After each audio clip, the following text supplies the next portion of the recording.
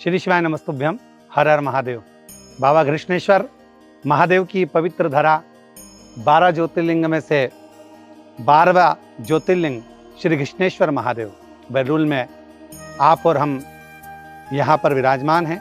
बड़े आनंद के साथ बाबा का दर्शन किया।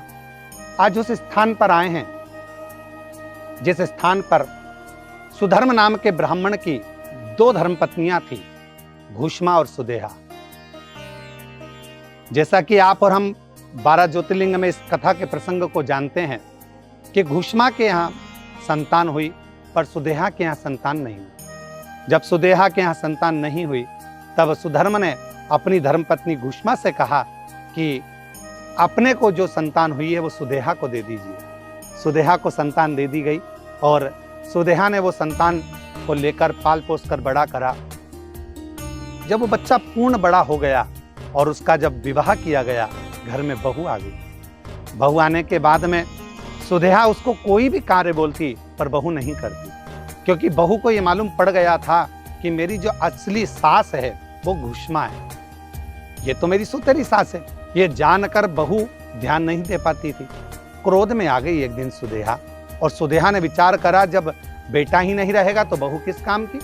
तो विचार कर कर जब पुत्र सो रहा था, उस पुत्र के टुकड़े कर कर उसने कपड़े में बांध कर एक इसी बावड़ी के अंतर्गत, जो घृष्णेश्वर महादेव की इस पवित्र बावड़ी का दर्शन हम आप कर रहे हैं, इसी कुंड के अंतर आकर उसने छोड़ दिया। जैसे ही घुष्मा का नियम था प्रत्येक सोमवार को भगवान शंकर का पार्थिव शिवलिंग का निर्माण करना, और पार्थिव लिंग का निर्माण कर कर अपने मस्तक पर धारण कर कर शिव नाम लेती हुई भगवान शंकर का उच्चारण करती करती श्री शिवाय नमस्तुभ्यम, ओम नमः शिवाय बोलती बोलती कुंड के पास आई। और इसी कुंड में जब उसने वो पार्थिव शिवलिंग को विसर्जन किया तो मन में भाव था, मेरा पुत्र बहुत दिनों से नहीं दिखा। उसको क्या मालूम था कि 1 हफ्ते पहले उसका पुत्र मारा गया है, पर उसके स्मरण में ये नहीं रहा। वो तो समझी कि मैंने सुदेहा को दिया है, सुदेहा के यहाँ मेरे बहू बच्चे सब अच्छे होंगे। बाबा से यही कामना करती रही, शिव जी से यही करती रही, भगवान भोलेनाथ मेरे बेटे और मेरी बहू, मेरे परिवार को अच्छा रखना। ऐसे भाव करते करते उसने भगवान शंकर का जो पार्थिव शिवलिंग था इसी कुंड में विसर्जन कर दिया। जब कुंड में विसर्जन करा, विसर्जन करते से क्या अलख जगी कि भगवान देवाधिदेव महादेव की ऐसी करुणा, ऐसी कृपा हुई कि जो बच्चा 1 हफ्ते पहले मरा हुआ था, बाबा की कृपा से, शिव की कृपा से वो बच्चा तैरते तैरते बाहर आ गया। और माँ माँ माँ पुकारते पुकारते बाहर आया।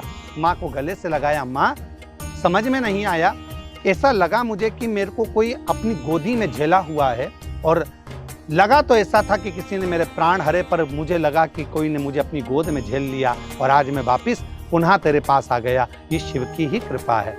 उसी घुष्मा के बेटे को भगवान देवाधिदेव महादेव ने इसी कुंड के नजदीक में जीवित किया, इसलिए शिव जी का नाम उस घुष्मा के कारण घृष्णेश्वर महादेव हुआ। भगवान शंकर ने आकर दर्शन दिया, घुष्मा तेरी अविरल भक्ति है, तो शिव को इतना भजती है, भजन करती है, पार्थिव लिंग का निर्माण करती है, तेरा तो बाल बांका नहीं हो सकता, तेरे बच्चे का बाल बांका नहीं हो सकता।